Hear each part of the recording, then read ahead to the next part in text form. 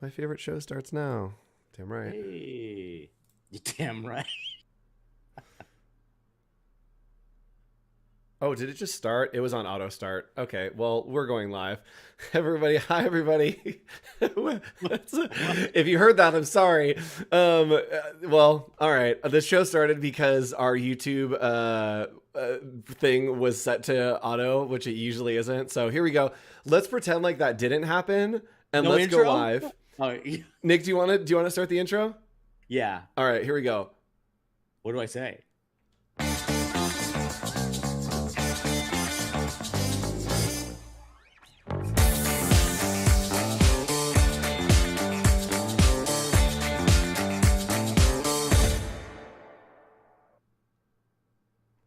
What do I say? Live. Live. Hello, from everyone. Los Angeles. There's a lot of new faces that I'm seeing here. So, Nick, Oh, let's introduce wait a ourselves and let's talk about what this show is and up? why it started off on the most insane, chaotic possible moment. Look at this. We've got Clever, Sophia. Look at all these new names. Seda, This nice is to awesome. see you. Hello, everyone. Welcome, everybody. All right, Nick, Yeah, why did this happen? What is the vibe of this show and what do we do Why here? did this happen? A little over 3 years ago? 3 years ago? Yep. We started when everybody was home because we thought, hey, where can we all go as creatives once a week to hang out and do some fun stuff, portfolio reviews, product launches, deep dives into some of the applications. But most of all, we're just helping you up your creative game in every way possible. Yes. Right? And What'd I miss? this show is your favorite dumpster fire here on Adobe Live. We like to keep it really casual. Nick and I are really casual, fun guys. Nick and I both do brand identity as freelancers, and so we are here with you. If you're a creative professional, if you're someone who's getting started in design, we're one of you, and we like to just hang out. Sure, we're on Adobe Live, but we like to have fun with y'all. So today we are going to be having a lot of fun. It is going to be a good episode. It's going to be great because we are talking about, Nick, what is our theme for the episode? Brand, baby. Yeah, we're talking about brands. So we are going to be doing a really fun exercise that you can do with us at home if you want to fire up Illustrator. And that exercise is going to be Brand Slam. We are going to, hopefully this is something that we like keep doing. I just thought about that right now. It's really good. Brand Slam mix-ups. Brand Slam mix-up. We are going to be taking one brand and trying to reimagine it as another brand. So you can do that with us at home. If you want a little preview, I'm going to pop over to Nick's screen.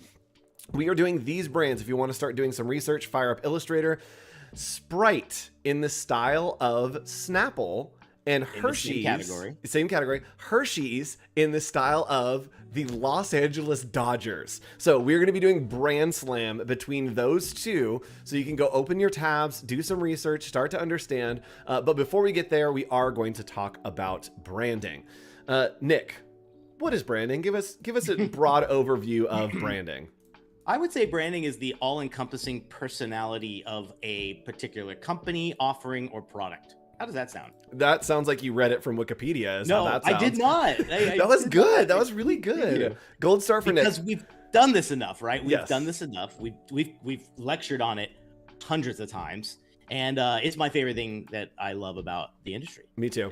Yeah. So yeah, gold stars. And someone says brand office hours with a brand opening. Yeah, we do have a little custom opening because and look at we're branded around us. All of the things you look and experience are a part of the brand, including the chaotic nature. If you see me, and this is just a side discussion, but if you see me on other streams, I'm usually much more buttoned up. I'm more professional. I'm more like, hey everybody, welcome to Adobe Live. Let's learn something today. But the brand of office hours is much more casual. And that's why we roll in. We're just like, hey, what's going on, guys? Let's like hang out and party. Because well, that's if you look at our brand assets that we have, right? You've got structured, cool, graphic things, but then we have these chaotic things, and we use those things. We use those like scribble things and a lot of those fun stuff. I think that was on purpose, right? Yeah. Oh yeah. Yeah. We try to make it really chaotic and fun to just kind of get the brand going again. So we're talking about branding. So hello, Howard Pinsky in the chat. What's up, Howard? What is up, Howard? So Nick, let's hop on and let's Elizabeth? talk about brands. We are going to be doing a fun thing, which I think Howard would actually have a lot of fun with. Oh, Howard, you if you gotta join us. Yeah, if you just came on, Howard, we're doing something that maybe you should do for some content down the road, which would be really fun. We're doing a brand slam. We are going to be doing Sprite in the style of Snapple and Hershey's in the style of the Dodgers. So I just think I think Howard would have fun with that. All right, so let's hop in. Let's talk about branding. Let's talk about what it is, and let's look at some new rebrands that just happened. Nick, this one came out this morning, yesterday. Yeah. It is brand new. Today. This is today, guys. Hot off the presses. Our favorite Glassdoor. I didn't even remember their previous one. I didn't either. As a matter of fact, we all know them. Glassdoor is a online, job hunting recruitment thing, correct? Yes. And I gave you the link there, so we're good to go, where we can kind of pop up the rest of them there. Oh yes, let's take a look. Yeah, there we go. So see what they have. This one is I think one of my favorites, and I just saw it when Nick sent it over, but I think this is one of my favorite rebrands that I've seen in a while. What makes you even just from the beginning there? Do you have it, or do you need me to grab it? No, I need to log in real quick. I'm not logged in on this computer. Yeah, so I think it got me off guard too, because I was like, what was their previous identity like? But I was really curious to see what the meaning was and the way they used the apostrophes, and the fact that they went for a much bigger, bolder brand without really a icon. I'm noticing word marks are becoming so much more popular lately. Don't you see that? Yes, and I think that the apostrophes, again, I think is where branding is going, is it's about elements and how those elements work together. I also love apostrophes in branding. I just think it's such a niche thing to have fun with. It's Glassdoor. It's the G and the D. Wow. Okay, here's my take though. So much good meaning. It is this. It is 100% just this though. Right? Yeah. It's but same that thing. Is they've found a way to have multiple meanings on multiple different levels. I love that. And their old logo had basically that same configuration. I didn't know that as well either, back with the old one that made a GD. Yep. Interesting. And so what's cool is you can see here, this is, when we talk about branding, this is branding. This is all those pieces coming together to kind of create an experience, a voice, and a look and feel. We got colors, we got everything here. You got your Glassdoor Sans. Look at that. They've got their own. Oh, it's really nice. Everybody has a custom font nowadays. Of course. Well, let's look at the whole thing in general. I think it's a very carbon copy of a lot of other tech rebrands we've seen. I gotta say though, I think they have a very unique creative style with their illustrations. I agree. These are some of they feel like old, almost Family Circus meets what else? I love the almost charcoal stippling effect too. The illustration style is awesome. Yes, I like this a lot. It feels very Titus. Why can't I think of his name? Smith. Yes, Titus Smith. Yes. Yes. Very much. Love that. But it actually has an old comic Dennis the Menace style. Kind of cool. Yes, 100%. I'm digging it. I'm into it. So anyway, that's a rebrand that just happened. If you've ever watched the show, we always talk about the rebrands that are happening that week, give our opinions on them. I think that one's good. One that I don't think necessarily needed to happen. Infinity. We don't need this. One. Okay, here's the thing. Okay. When we talk on the show, I try not to rag on people because I'm like, everybody's got a hot take in design. To this one, I'm like, I think I'd want to know more information about why we rebranded here. I do know why. Yes. Please tell me. This is following in the footsteps of what VW did a few years ago. Okay. And GM did as well. As these companies are completely shifting to electronic vehicles, they are efficientizing in some way, lightening and streamlining their branding to a company that old one was around for quite a while. They've had you can click on the link and show they have quite a history. Even though they've stayed very similar, they've made these small little tweaks, but this is the first time they've really revamped it. You can see it's much more streamlined. It feels more efficient. And then the road has this new kind of it doesn't end in the point. It almost feels more infinity, whereas the old one has a point, meaning there's the ending. Yeah. Now, because it has that vacant little space in there, it almost feels like it does go on. And there's a really cool close-up of their new grill, and you'll see how that is in there. I just think, again, there you go. You can see how it's three-dimensional, and it's kind of neat. That's pretty cool. I did comment on this because I thought here's a brand that they are looking towards the future, which I think is great, but they don't really have an offering right now in this world, and yet they've rebranded to kind of keep the company alive, and it's interesting. Yep. I don't know. And the thing that I'm noticing actually the most is the color change, right? The color shift. We talked about this on, I think, last week. is Black don't is ever make totally anything, different. just full black and white. They did this super deep blue, and it gives it Yeah. so much more energy, and it feels, again, cleaner. It feels more luxury. It feels fancier. And especially with this, like if this was on black, it would look a little scary. Here it looks like so luxe and delicious. Ooh, there's a horizon at the end. Like Yes. there's a bright light at the end of the tunnel. Look at that. I think this is a really, really good one. Also want to call out some comments from Sophia Jones. Every brand's logo is just becoming more and more tech-like, even brands that have nothing to do with tech. I can feel that. I think that there is a modernity that people are chasing. Everyone is everyone's slightly becoming a tech one. Yes.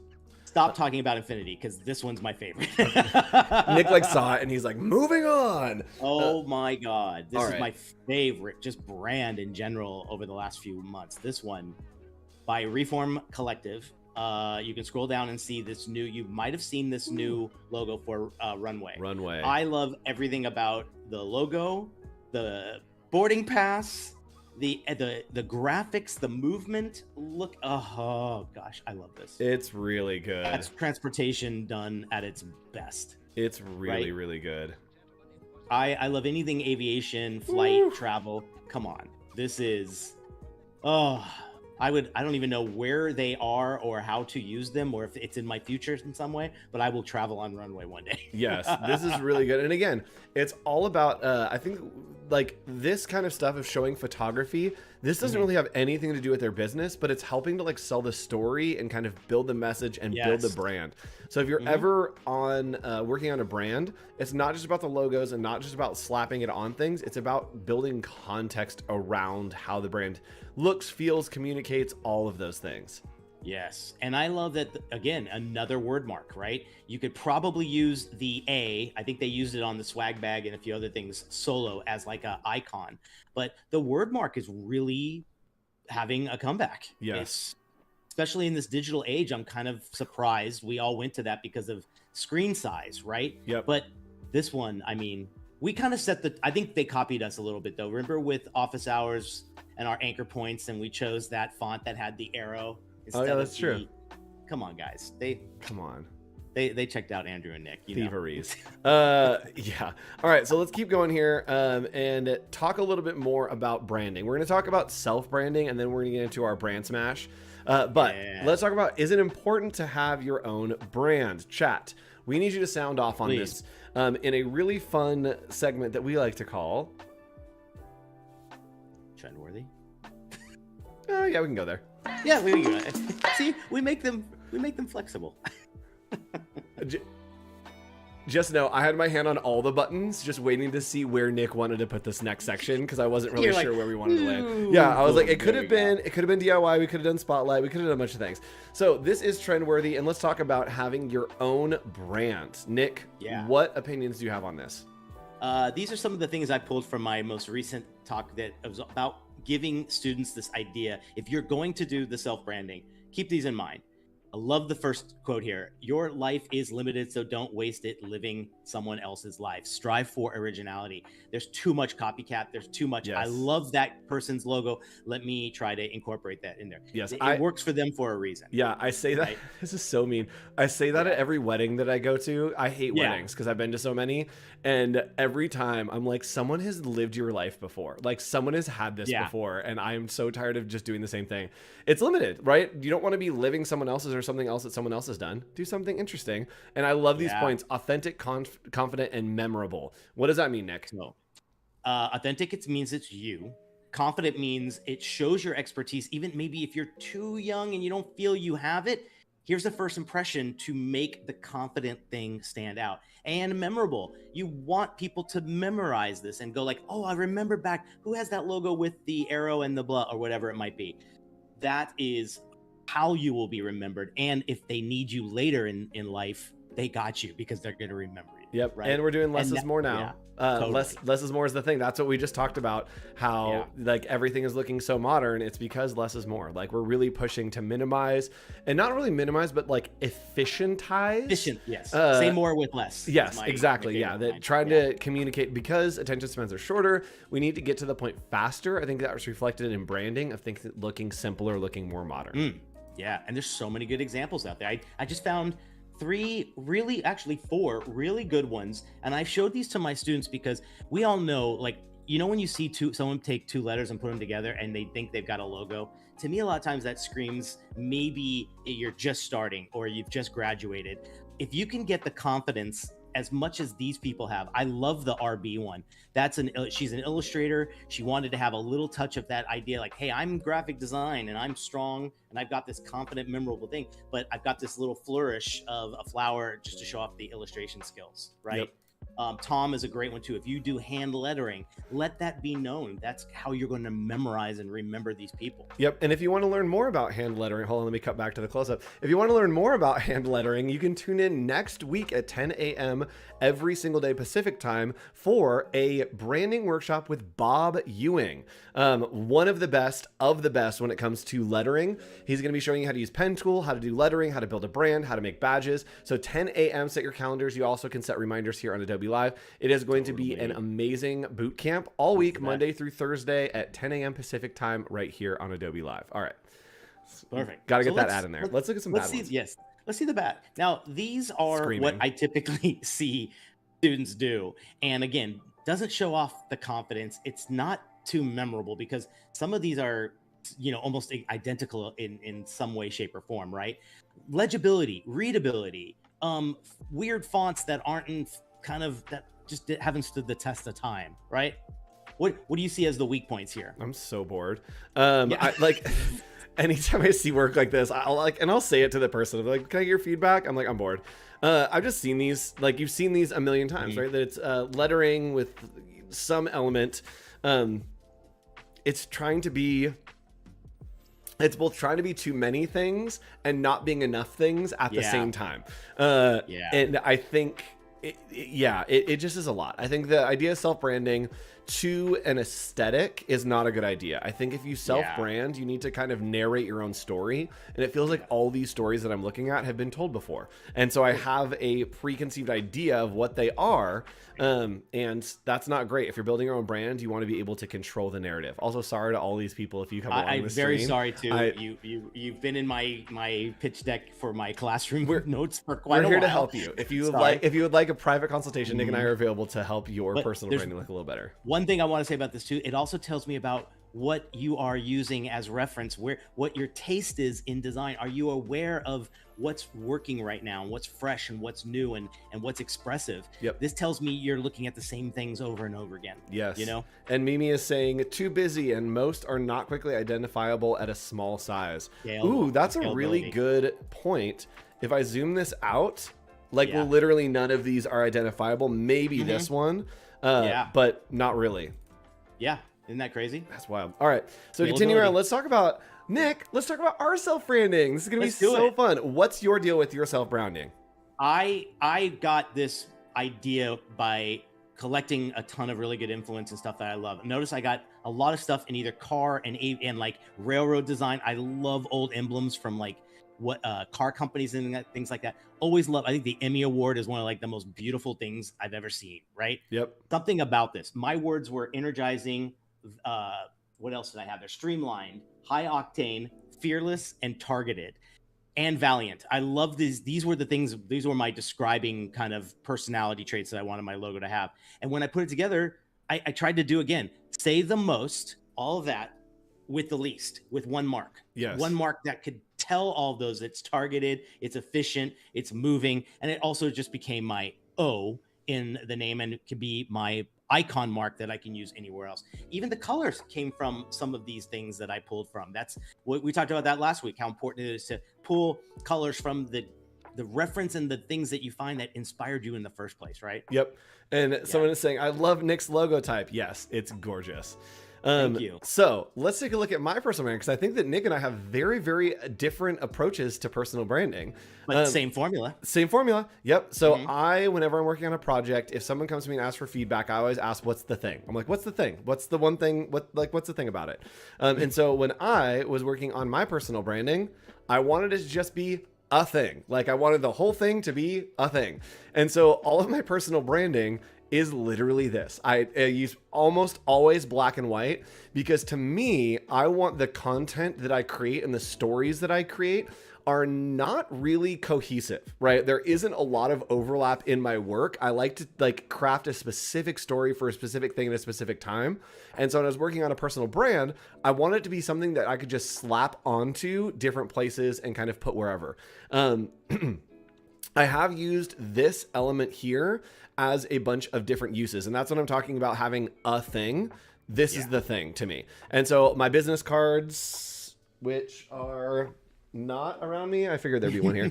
My business cards have this die cut out so that I can put stuff in there. The idea was you could hold out your phone and I could do like secret messages in there. And then also I've used this as a container for different things. So let me actually pull up my Instagram real quick and I'll show you guys how I use that container for things. And again, I like to do big campaigns of just random stuff. And so having a very set personal brand is not helpful to me.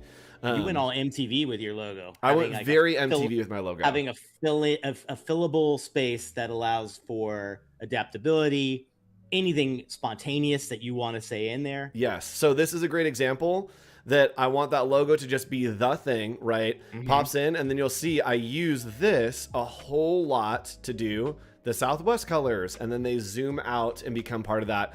And I've used it to do Pride stuff. I've used it to do loading screens. I've used it to like bounce in.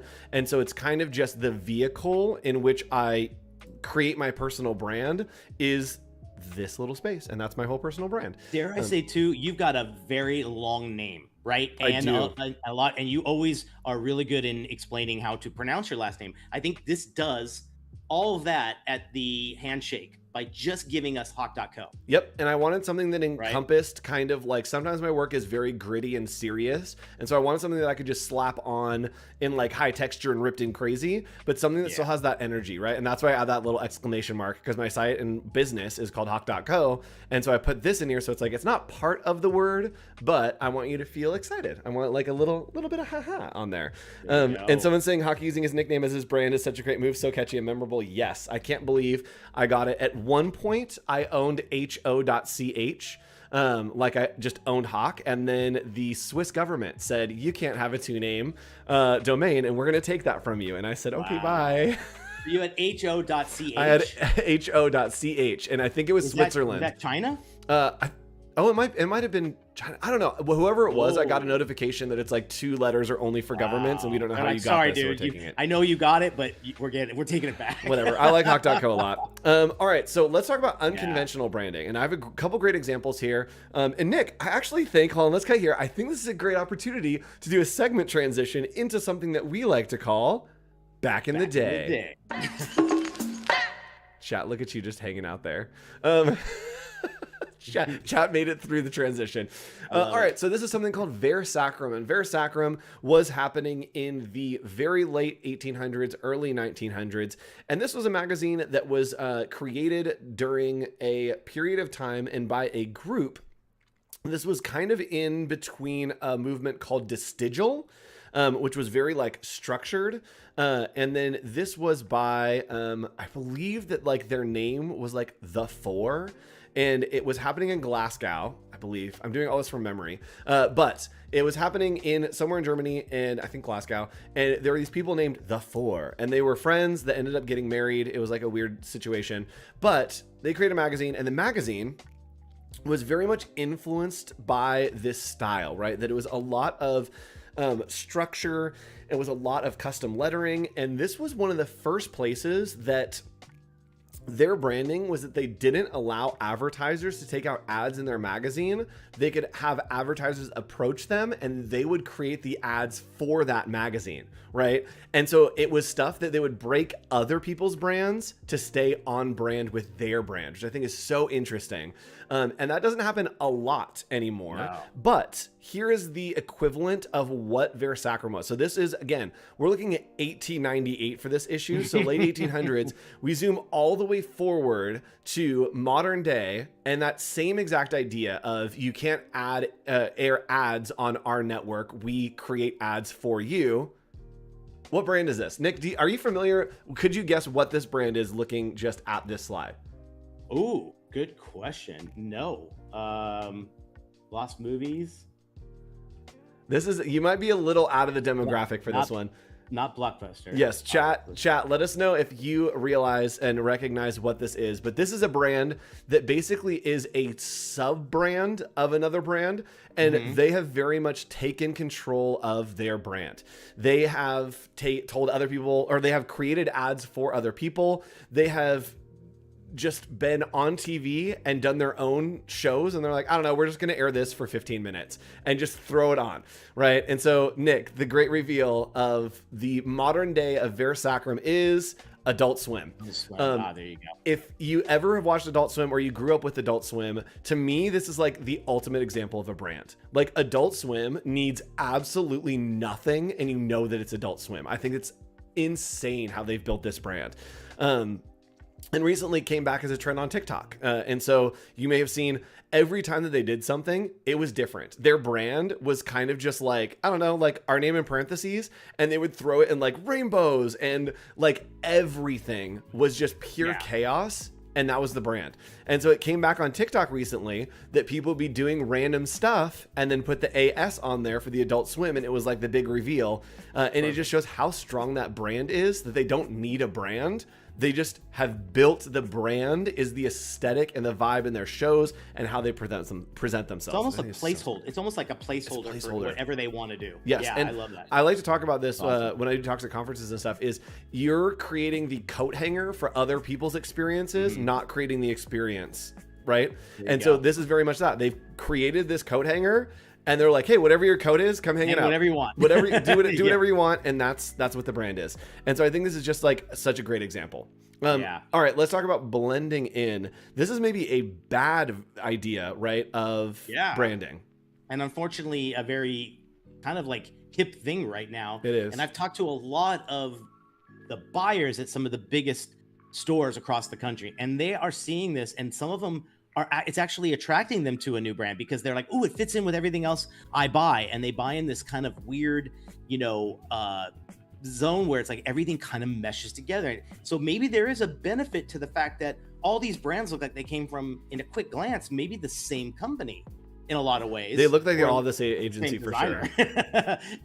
So my question to most of us is, what do you guys think? I mean, like, I have had clients come to me and say, I love that Diana's, and I want to just copy them. And you're like, of course you cannot, particularly if you're in the same industry, right? But now I'm seeing the same look happen in other industries. So if you're creating a juice line and it has nothing to do with frozen ice cream treats, do you still want to blend in, or do you want to, kind of start your own conversation? Again, I think it's like sometimes it might work, but I'm not a fan of this in any way. No, I'm bored showing it, because it's like, come on, guys, there's endless possibilities to every creative project ahead of you. Yeah, it feels like everyone's arguing with the same answer, and you're like, you guys are all agreed. Why are we yelling at each other? Like, exactly. Like, if you're gonna argue, like, make something different, like prove a point. And to hear it's just like everyone's trying to prove the same point, and it's like, yeah, we got it. Like, there's nothing interesting.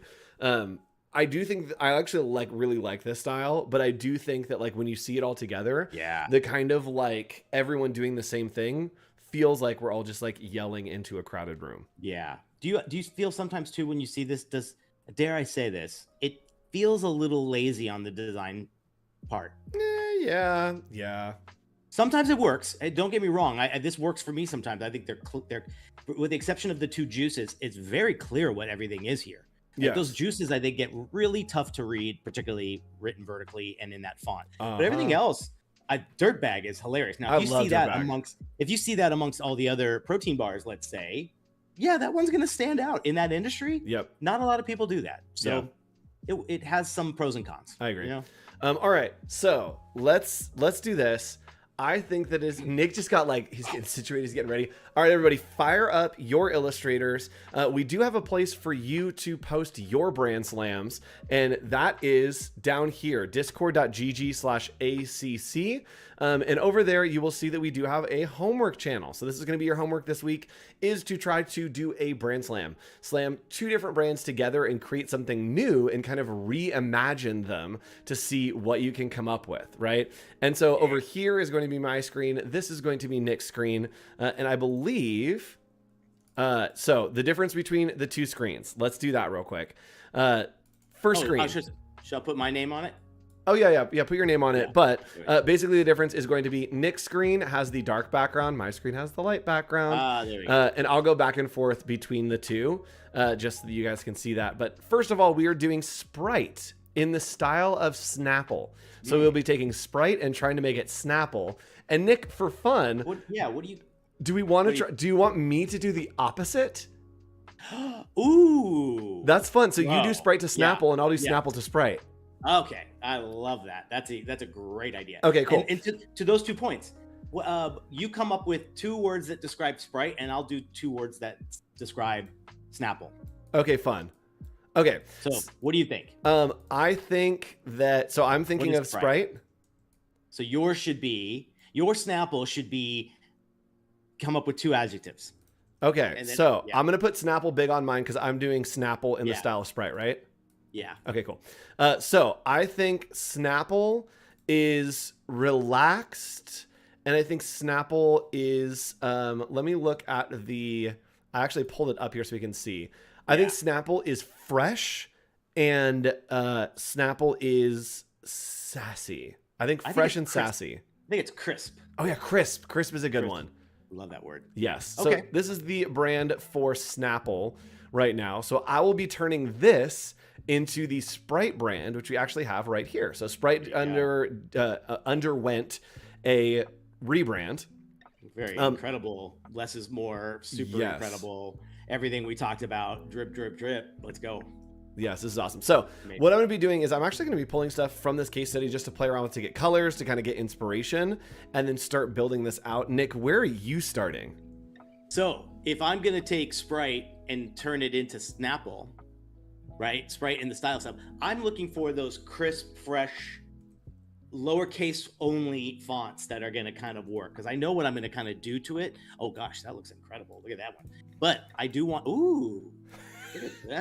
Nick's so excited. I'm like, you know when you like go through your fonts and you're like, when did I get that one? Yeah, you're like, why are these so good? So I'm trying to find that like kind of elementary, very friendly, very crisp, kind of like, even like, I think it could even, we're not going to copy it, guys. We're not going to just say, take Sprite and make it Snapple or vice versa, but we just want to be influenced by them, right? Is that what you're thinking? Yeah, I'm gonna do a bit. I'm gonna try to shift it to make it, to make it if the Sprite brand was Snapple, right? And so this is, if Snapple was in the Sprite brand. And so it really is understanding the details of like, what are the brands? And so for me, I'm looking at like the explosionness and the sharpness of Sprite, right? All the type is, so sharp. This white, green, yellow kind of color palette I'm going to be playing with. And then I'm going to play a bit with some type. But then I also want to incorporate some of these iconic Snapple things, like the Snapple logo. That shape I think is really iconic. So what I'm going to do is I'm starting with that shape, and I'm going to try to mirror what's happening with this. I think that this is a really iconic part of the new brand. And so I want to see if I can get, what did I just do? What in the world? Hold on. Chat. I tried to paste something and it like exploded into the wrong window. Oh, did it go? Is the scale too big? Oh, it might be too big. That's fine. So I'm basically trying to get this. Rest in peace. Okay, there we go. You trying to put them like a little fusion between the two? Yeah, I'm gonna do a little fusion between the two. So as I do that, Nick, I know you're working on type, and real quick, I just want to show you a tool that y'all might not know exists or might not have used. I'm just gonna grab this screen right now. But this tool is called, I believe, the blob tool, and I'm actually gonna have a hard time finding it because I never use it. So I'm gonna come down here. If you don't know, you can click on these 3 little dots and it will show you every tool that is available to you. So if you know the icon, which I know right here, I want crystallize tool. And so it is hidden underneath the width tool. So if you ever wanna find a tool, they're all right here if you click on those little 3 dots. So I'm going to do the crystallize tool. It's right under here. There we go, crystallize. I think that's what I want. And then from here, I think I can change my settings by hitting enter. So the crystallized tool intensity, I'm going to do a little less. We're going to do maybe like 20%. Complexity, yes, 1, down 1. I want it really subtle. So when I click, you'll see that it's actually going to give me those really cool explosions.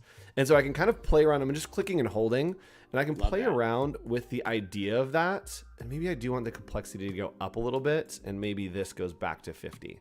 So let's see here. Yeah. There you go. There we go. And so we can start to kind of pop out these edges. And again, this is where I'm trying to get that idea of sprite, that kind of explosion, into that Snapple look by using this tool. Very cool. Right? Love it, dude. All right, cool. Nick, what are you doing over here? All right, so I found a font that I kind of do like. I like this bottom one. To me, I feel like it has all of those little elements, but I like that it has a bit of a retro vibe to what Snapple's current font was. And I like this vibe here. This is called Harabara. Love that. So quickly, I'm going to make a duplicate of it because I do want to outline this immediately. So we're going to just get this guy. Whoops. Come on now. There we go. Get him over here. So I'm going to outline it. Command-Shift-O. Let's zoom in and see if there's anything we could do for fun. I do want to maybe drop the eye a little bit here because I'm going to do that circle a little bit. So I want something a little bit here to have some fun. And then instead of this guy, I think this might give me a chance to do something similar to what we liked about the spark that you were just messing around with. If you go to effect and you go to distort, you've got pucker and bloat. So here we got something kind of cool here. I think if I just mess around here and give myself something that feels a little bit similar to that, for like I'm bringing in an element of sprite in there. Yep. Here, and then let's make it a little bit smaller. That looks cool. I need to do that. That's funny. I love, this is why I love working with people. Is when you said that, when you're like, oh yeah, you could use the pucker and bloat, I was like, oh, I should be using that for like the edges of mine.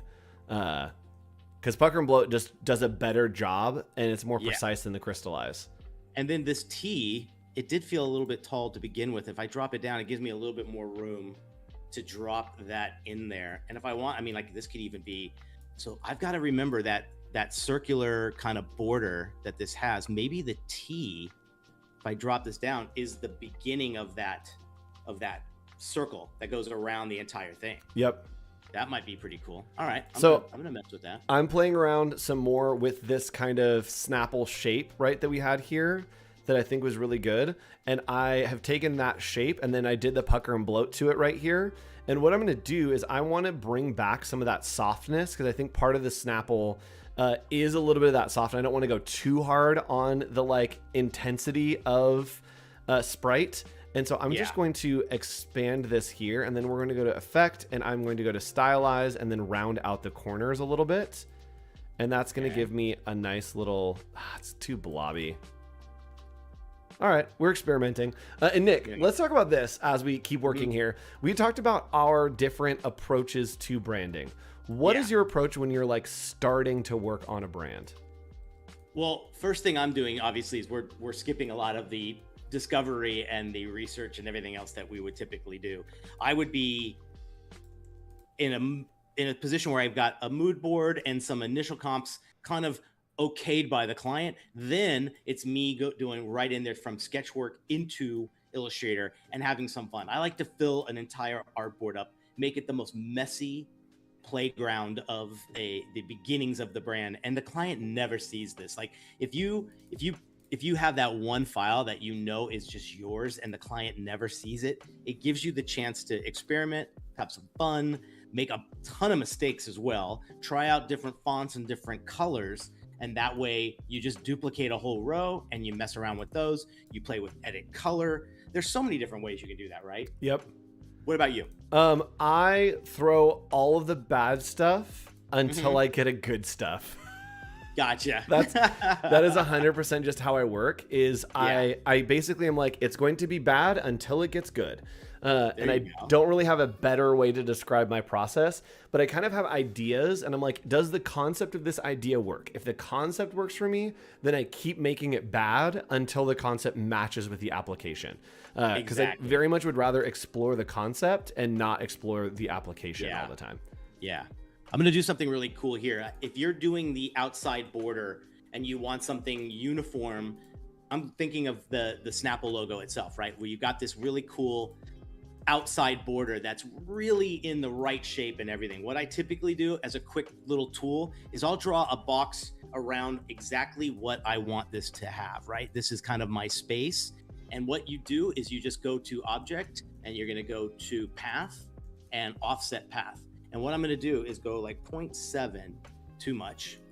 And what's cool is if you just keep pressing tab, what you get is the preview of it without getting out of the dialog box. So as I change this, you just hit tab and it'll give you that preview. Once that's clicked, I'm gonna hit OK. I can get rid of this one that's on the inside. Now I can take this one and we can kind of mess with the radius and find that perfect spot where we feel like it works. And now we know this is exactly all around the exact same feeling of the sprite logo type and word type all on its own. Yep. Kind of fun to play around with that way. So what I'm doing is I know that this element that they had on Sprite, which I really, really liked, was this kind of like refraction of the logo or the like kind of water over the logo. So I want to see if I can do this in Photoshop with this kind of snappily piece that I've created here. And I'm actually going to try to do it with some of the fruit elements that they have. And so I'm looking on Adobe Stock. You can just go to stock.adobe.com/free and see what you can find. And I'm just going to try to play in Photoshop to see if I can get some of the more like fruit elements in. Actually, this one's going to be way better. What I'm going to do is I'm going to do a displacement map. And displacement maps are really fun and super helpful to make things look just a little bit different. So let me move this over here real quick. What I'm going to do is I'm going to bring this black and white into Photoshop. Hello. And from here, we are going to just scale this up so it fits our whole artboard. All right. That looks pretty good to me, actually. But I'm going to crush these down so that it's very, very black and white. I want it to be high contrast. Something like that I think is probably good. And I'm gonna hit OK. Now I'm gonna save this as a displacement map. So I'm just going to save it on my computer as displacement. Go here and then hit save. Save that as a PSD. All right, so now what I'm gonna do is I'm gonna grab a couple of these elements from Snapple. And again, we're trying to take the Snapple brand and make it Sprite. And so I'm actually not going to keep I'm going to keep this blue because I really like it from what's happening in Snapple. And y'all, this is the wrong way to do things. I am literally going to quick little screenshot and then drop that into Photoshop to grab the hex color. I'm sorry. That is the perfect thing to do. It's right. I am guilty. Hey, you're just in concept stage. Come on. It is the right answer. You know it's going to be right. Yeah. Love it. There's nothing wrong with that. All right, cool. So I've sampled that color. It looks good. And I'm just going to fill the whole background, with that color. And then we are going to toss this underneath that water and then change the water mode to maybe screen. I'm not mad about that. What I can do here as well is I can crush these levels, but make it so that it only hits this one. And so now when I change the color mode to screen, right, it's going to be a lot lighter, which I think is what I want. And I am going to try to bring back some of that blue. There we go. Blue, love that. Yeah. Feeling nice and cold, refreshing. Cold and refreshing. Everybody wants an ice cold Snapple. Everybody wants an ice cold Snapple. Dang it, freaking Nick. Just know that I can see Nick's screen the whole time. And so as I'm working, if you've ever been like self-conscious about your work, just like be working on something that looks terrible while watching someone else do something that's amazing. So what I'm going to do is I'm going to grab some of these brand elements that I see here that are core to Snapple and kind of drop them in here. And oh no, look at, there's a black background. Who cares? Hit remove background and it'll fix it. 3, 2, 1, and ba ba ba ba. Very cool. So easy. So I'm going to put these around, and then I'm going to show you what a displacement map does if you're not familiar with it. Oops. This is the funnest way. If you do have to do something quick for a brand that exists, the way you're pulling stuff right off of a website, like, this is just concept. Like, how neat that you can get actual things to play off of that. Yes. Their website's really nice too. So easy. Their website's really nice. Yeah. So I'm going to kind of Snapple in probably 15 years. Yes, I'm going to drop these in here, and let's do this. And Howard says he does that all the time. Yes, thank you, Howard. So we've got some of our elements here, and I'm actually going to make them bigger. And again, you're like, Andrew, the resolution's not going to be great. I don't care. It's just ideas. Especially when you're concepting, don't worry about that stuff. Like, don't pop a little drop on that. Right. Drop a little drop. All right, so let's see what happens. What I want to do is I'm going to group all these together, and then I'm going to duplicate it just to have a duplication. And I'm going to make this into a smart object. Now that I have the smart object selected, I'm going to go to image. I'm going to go to filter. I'm going to go to distort, and then I'm going to go to displace. And here it's going to bring up this panel, and you can play around with these settings to find what's perfect for you, but I'll hit OK, and then I'll go to that displacement maps and hit open, and watch what happens.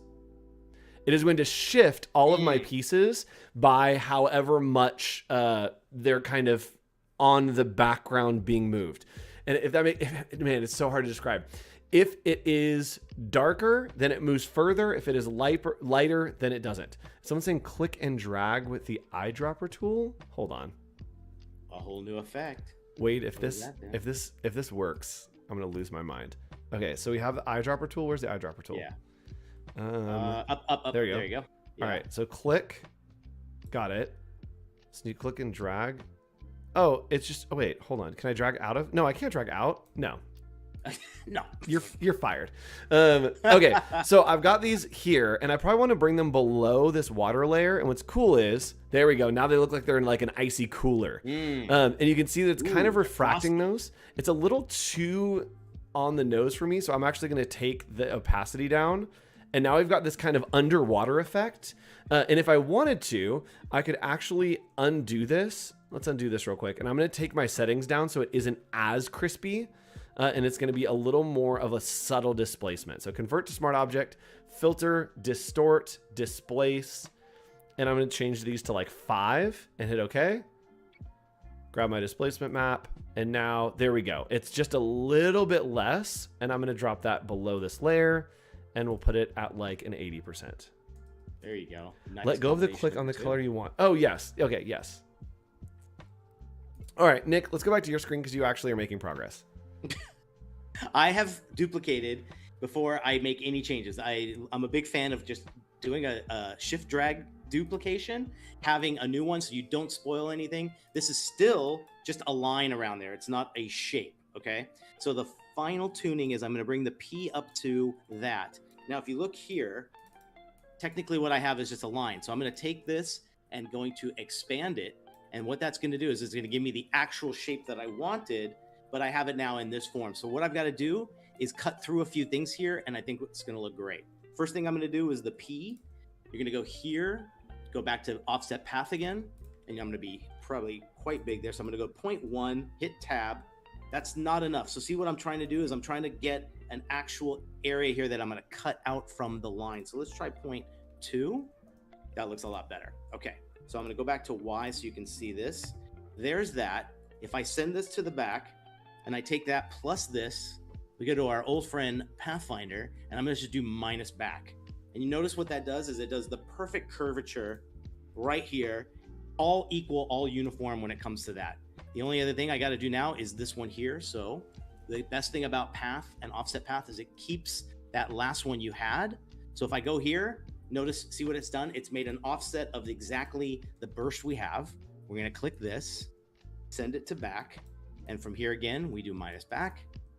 We get that perfect little thing there looking really good. And now the only thing I got to do is for the T, but I want to make that connect here. So what I will do, what would you do? This is a combination of both.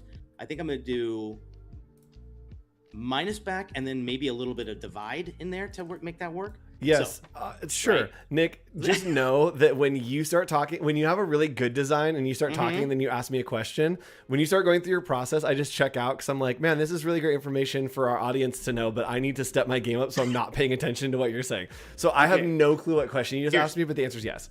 Okay, so I've got all this stuff going here. I hope this works. I'm going to grab all of it here. Then I'm going to go to divide. And what this is going to do is allow me to piece by piece take away things. I'm going to do a few ungroups. Oh, use the shape builder tool, Nick.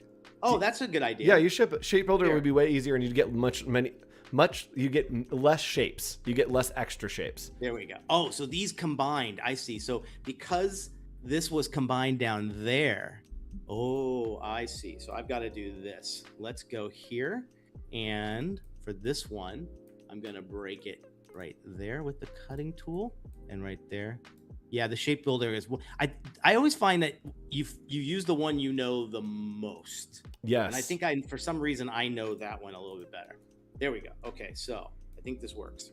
Get here, get rid of this guy. Now this one here, I want to connect. So all I have to do, I have 2 endpoints, so I'm going to connect that to that, and then just slide this one over. And it looks like they're almost in tune. So I got to get this guy down a little bit more, grab these 2 pinpoints, get it down to there. And then this one looks like it needs to go a little bit higher, and we should be good to go. I can obviously refine that a little bit later, but let's see how it looks. Okay. The T's a little funky. I'm not too happy with that, but I have something that I can kind of start digging. I think it just needs more of a curve all the way around. Yep. Right? Yeah. Okay. I'm gonna work on that. Over here, I'm working on this. I don't love this, and I actually just got a different idea that I'm going to try to adapt a little bit. But what I do like is this kind of thing. So I've got some elements in here. We're starting to stack. We're starting to get some of that water drop on it. So this is going okay. I don't love it, but we are heading in a direction. And again, there we go. Color dodge is actually way better here to get that kind of like dewy look. I think I have one more idea that's going to be a little more of just a play on this. And what I do like about Sprite is it has that lean to it. So what I'm going to do is I found this font, and the font is Belly. And I am going to do Snapple here. And what I want to do is I'm going to give it just a lean. And the way to give it a lean is you come in here and you can go to shear, which is right underneath the scale tool. And we're just going to shear it a little bit. A little bit of shear. And then I think I'm going to bring it in so it's a little bit tighter. I'm going to bring the tracking in. There we go. That's been a little more energetic. What I'm trying to do is capture the energy of what's happening here. And some of these letters are looking weird, but I can use the touch type tool to come in here and just fix the kerning on that. All right, that looks pretty okay. And this Sprite logo, let's see what elements. It has this little like swoop in with the eye. And so what I think I want to do is find somewhere to put that as well. And what I might do here is bring this all the way across. So it becomes like a much sharper kind of hit. And that's what I'm gonna play around with, is try to get a nice little sharpness on some of these that has some extra, just something a little extra, right? So giving it this and finding little areas where I can pull that out. And I think that this could be interesting, right? That I pull this out here, and then maybe these get a, I'm just gonna ungroup this to see what this looks like. I get a stroke on it to get some of that little cut out element. That's probably too much, but I'm not mad about that. I'm mad about it. I'm mad about it.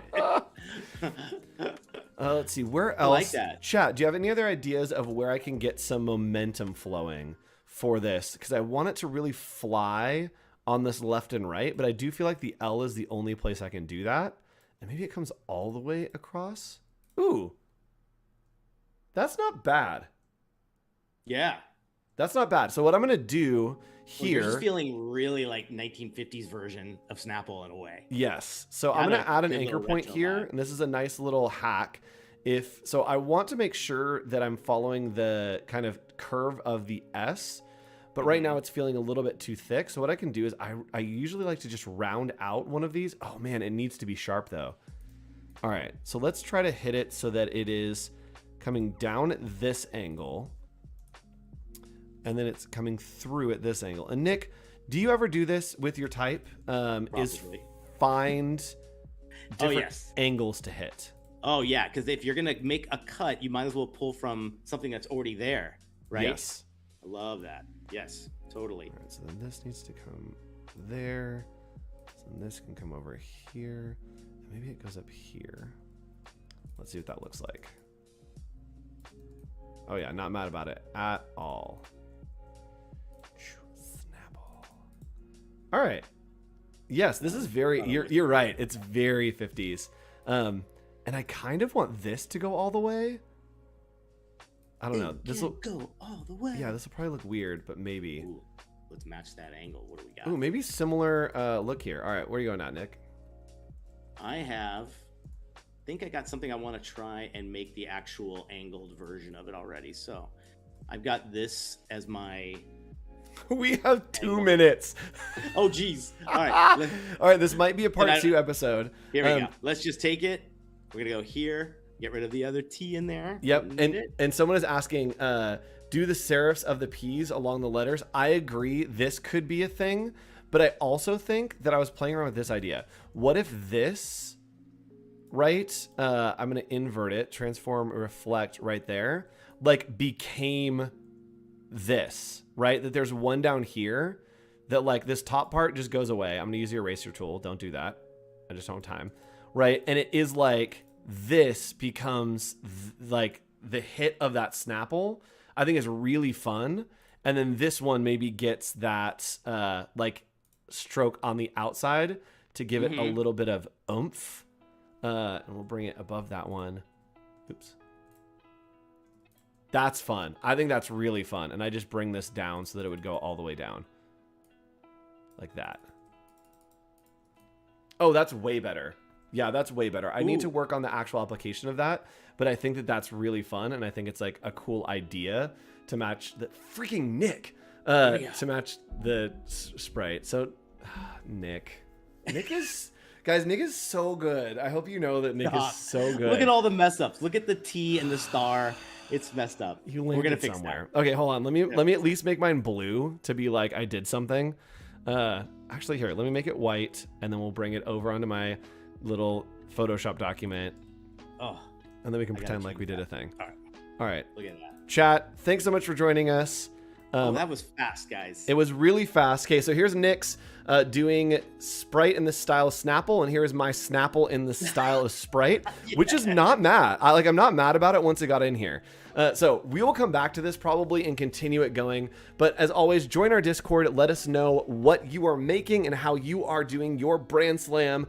And Nick, let's do this again. I think Brand Slam is really fun. It's a whole series. Nick, let's go. Let's come back next week because we're recording for next week. Next week will be a recorded episode. We're just going to continue doing this because we're already in a good vibe with it. So join us next week for the continuation of Brand Slam, and we'll see you then. Bye, everybody. It's a whole new show. Whole new show. Bye, everybody.